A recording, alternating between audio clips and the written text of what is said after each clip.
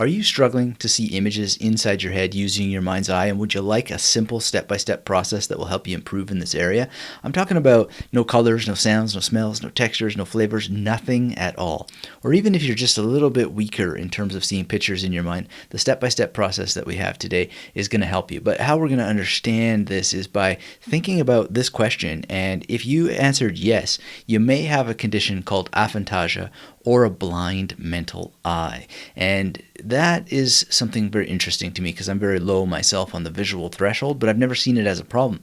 Some people do consider it a problem, however, and so in this video we're going to talk about aphantasia and how to develop your memory even if you cannot see mental images. My name is Anthony Metivier from magneticmemorymethod.com, and you know what? If you're ready, hit that thumbs up button. Let me know you're engaged. Leave a comment down below to let me know what you think about this issue of visual thresholds, where you're at. And if you're not subscribed, hit the subscribe button so you don't miss anything, and click the bell icon so you're notified when we go live.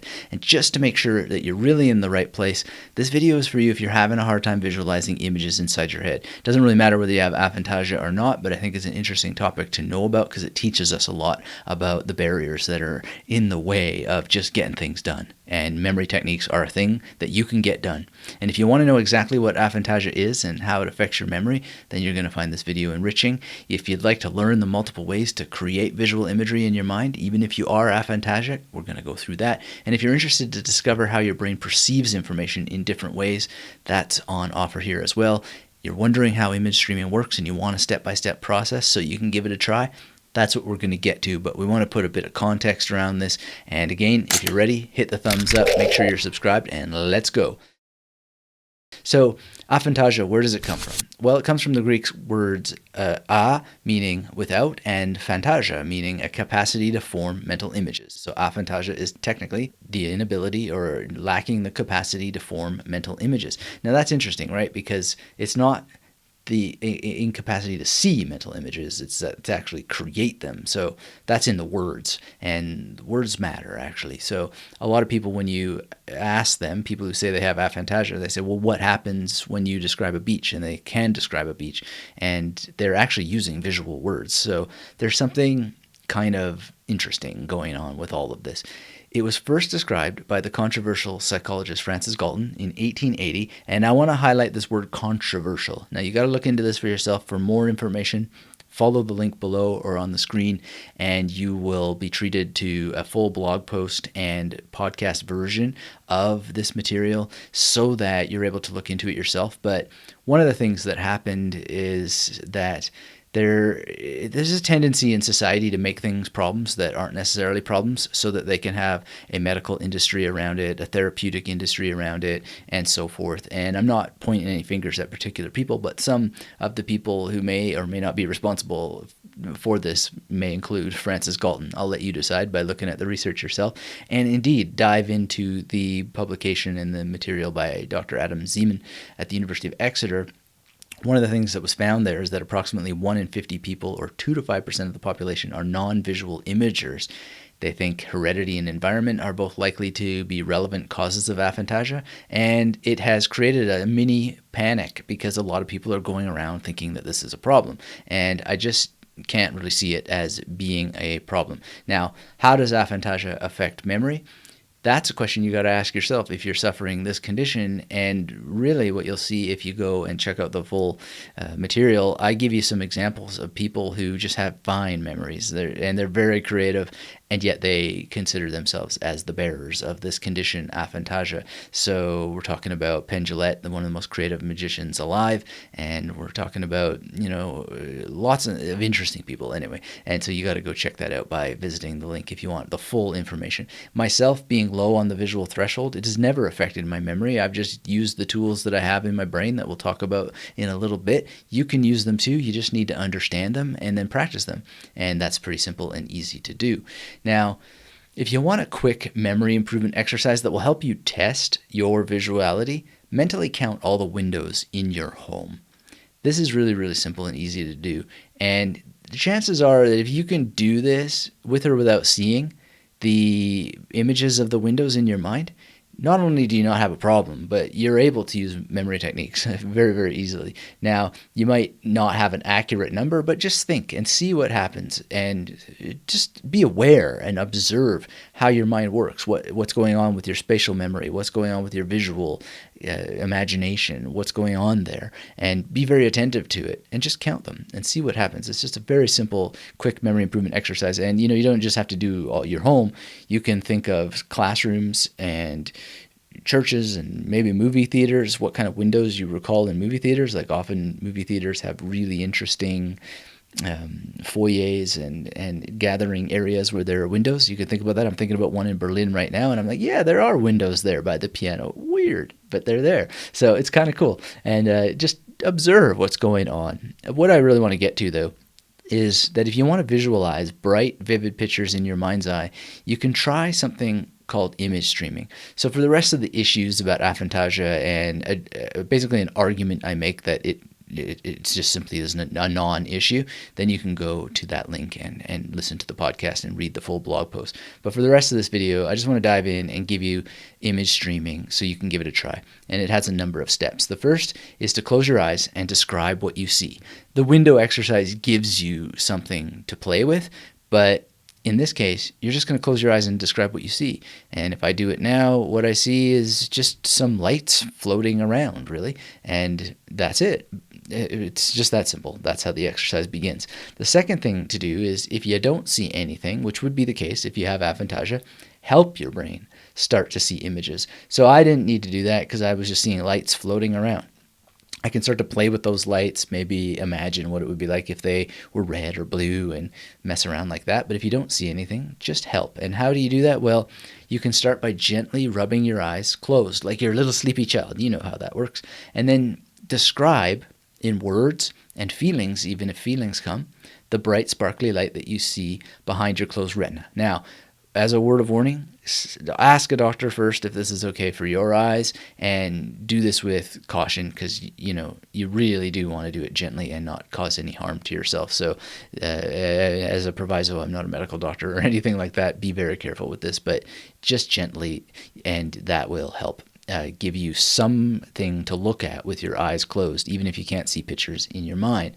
And then look at a bright light, like a candle for half a minute, or a window which has strong light, dark contrast. And then when you close your eyes, you should be able to see after images, like a blob of light or color at the back of the eye, and just describe that light. Don't feel like you have to be fancy or anything like that. Like, you don't have to put romantic language on it. Just, it is yellow, or it is round, it is a straight line, whatever. Just, you can just be very, very objective about it, and it doesn't have to be fancy, but it's important that you describe it. Then you can next also describe a memory that you cannot see but remember from the past. So I can remember certain parties where we had slumber parties, and it was someone's birthday, for example, and just the dark early morning and waking up. We used to build tents in people's basements or in their backyards or whatever. And I can't really see anything because it was dark, or, like endless camping. All these camping things are coming to mind now, and I remember being in the dark. Nothing to see, but I can describe it. And then I can think in my mind, well, what was it like when the sun did come up, So that's a way of triggering an image in your mind and a series of images. We'll talk about the different ranges of images in a minute, but the next thing, and the most important thing, is that you describe what you're seeing using all the sensory details. So there's the 5 senses. We're going to talk actually ultimately about 7 here, but just the main 5 are sight, hearing, taste, smell, and touch. And so really make sure of that. So when I'm giving my example of waking up in a tent, well, I know what the sight is. It was dark, so that's easy. Hearing, well, now I can start to think, what would I hear? So the rustling of the sleeping bags and the sound of crickets, right? And the sound of the wind on the trees. What was I tasting? Well, it was early in the morning, probably that wake-up gunk, or maybe there was a taste of popcorn from the night before or whatever. What am I smelling? Well, stinky socks of my friends. What do I feel? I feel that wet sweat inside of a tent that comes up, right? And what I'm doing is just triggering all these senses. And whatever it is that you see, if you just rubbed your eyes, try to get in all of those things. And there's more senses to come. It'd be very powerful for you. The next thing is, while you're examining and you're describing these after images or memory events that you're playing with, keep a lookout for experiencing other kinds of imagery. So maybe a face might come up in a momentary way, or a landscape, or horses, or whatever. And when this happens, notice it and then switch to describing that new image. And what you're doing is you're just doing like stream of consciousness, and you're seeing what's going on in your mind, but you're interacting with it, you're engaging with it, and you're using words and language and all of these feelings, sight, hearing, taste, smell, touch, and so forth, to help describe it. And then what you're going to do is describe all the images to an external focus. So you do it quick, do it loud. It can be a friend, you can do it into a dictaphone, you can scribble in a book, you can mind map with colors, whatever, but you got to externalize it and get it out of your head. That's very, very important. And then just practice this. Practice it for just 10 to 20 minutes a day to enable your mind's eye to see pictures. And many people have claimed that this has helped them in a great way start to see images in their mind, or at least open up the sensation of being able to experience visually, quote unquote. And you don't necessarily have to see pictures in your mind. That's the exciting thing in order to use memory techniques. So I hope this helps, and I hope that you give it a try, and make sure that you follow those 9 steps. So go back and watch them and write them down and do them in that way. It's really important to follow the instructions on this. And again, if you're going to rub your eyes real hard, then make sure that you check that with a doctor first. The point here, though, is that the brain has many unique ways of storing visual information than just pictures. It has lots of ways. And so mental imagery, visual imagery, is a range of things that doesn't even require you to see, right? And anybody can start to explore it. So the magnetic modes, as I like to call them, they help you remember information through association without necessarily seeing the memory palace in your mind or anything.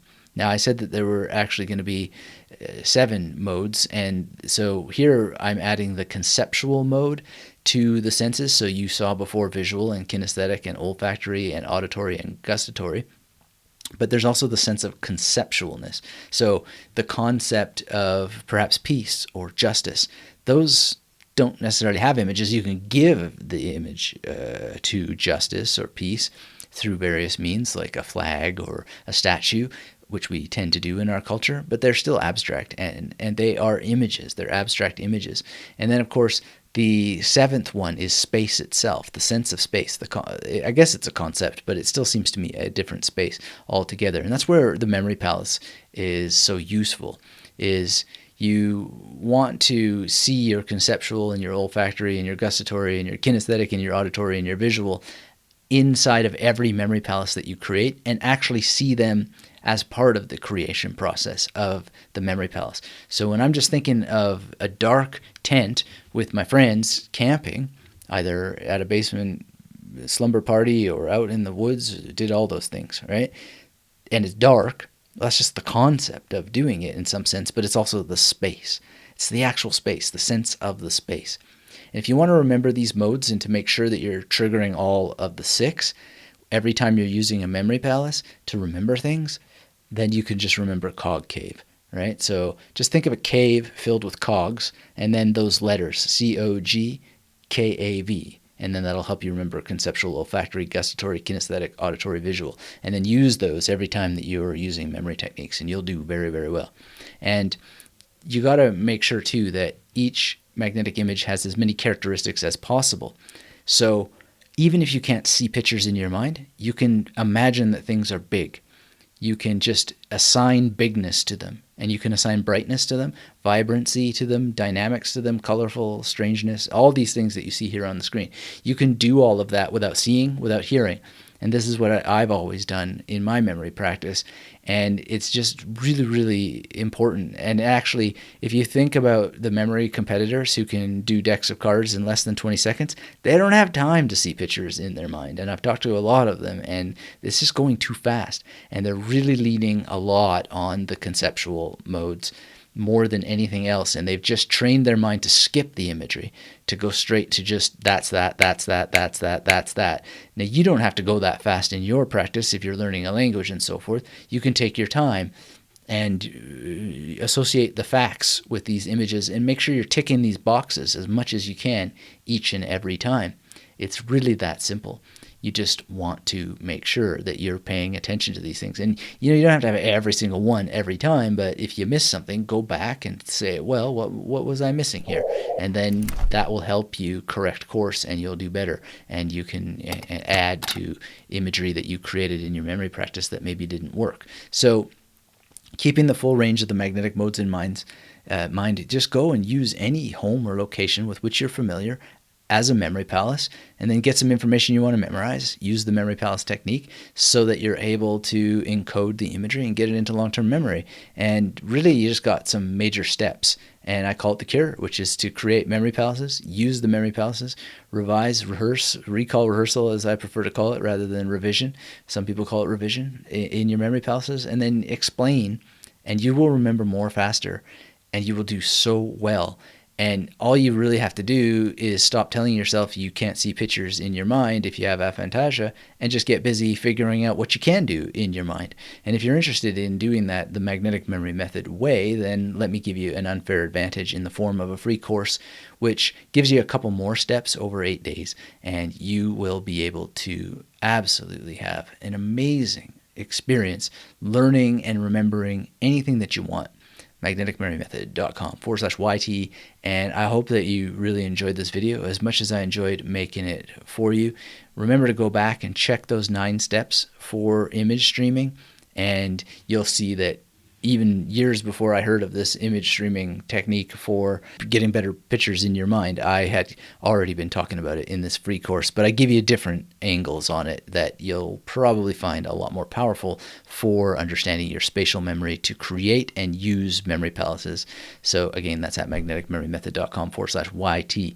I really hope to see you in that course. I hope to see your homework when you complete it, and let me know down in the discussion below what you think about this issue of aphantasia, and I would love to interact with you in the discussion. Hit that thumbs up if you haven't already. Get subscribed if you're not already subscribed, and if you want this free course, then head on over to magneticmemorymethod.com/YT and get registered. Thank you very, very much for your attention, and until we have a chance to speak again, this has been Anthony Metivier from magneticmemorymethod.com. Keep yourself magnetic.